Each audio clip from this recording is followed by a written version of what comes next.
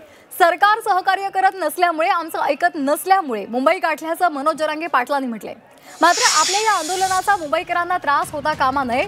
Police सांगतील तसं parking करा, पोलिसांना सहकार्य करा आणि पुढच्या 2 तासात मुंबई मोकळी करा। जबाबदारी तुमची आहे असं मनोज जरांगे पाटलांनी आपल्या आंदोलकांना उद्देशून म्हटलेलं आहे।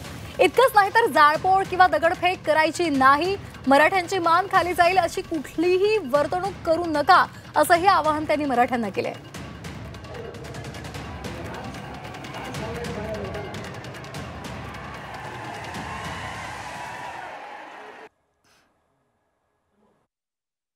गाडी काढायची, पोलीस बांधव सांगतील त्या ग्राउंडवर नेऊन लावायचे, मग ते कितीही लांब असू दे। एकही गाडी रोडवर आता कामा नये। स्वतः तुम्ही स्वयंसेवक म्हणून काम करायचं। तुम्ही जी मुंबई जाम केली ना मराठ्यानो, 2 घंट्यात पुन्हा मोकळी मुंबई झाली पाहिजे, जबाबदारी तुमची। आता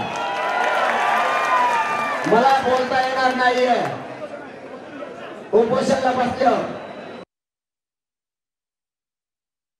समाजाला आशा आहे, लढायला गेलेले पोरं आमच्या लेकराला विजय घेऊन येतील, म्हणून तुमच्या डोक्यात फक्त विजय ठेवा। गोंधळ गडबड नाही, गाड्या हवेवर लावायच्या नाही, पार्किंग मध्ये ठेवायच्या। पार्किंगच्या ठिकाणी सुद्धा त्या अधिकृत पार्किंग आहे। माझ्या कानावर वाईट गोष्ट आली नाही पाहिजे।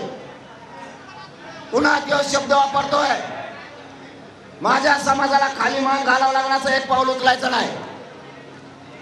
मराठ्यांना विजय दिल्याशिवाय आणि डोक्यावर गुलाल टाकल्याशिवाय इथून हलायचं सुद्धा नाही। पण मराठ्यांची मान खाली होईल असं एकही पाऊल मराठ्यांच्या पोराने उचलायचं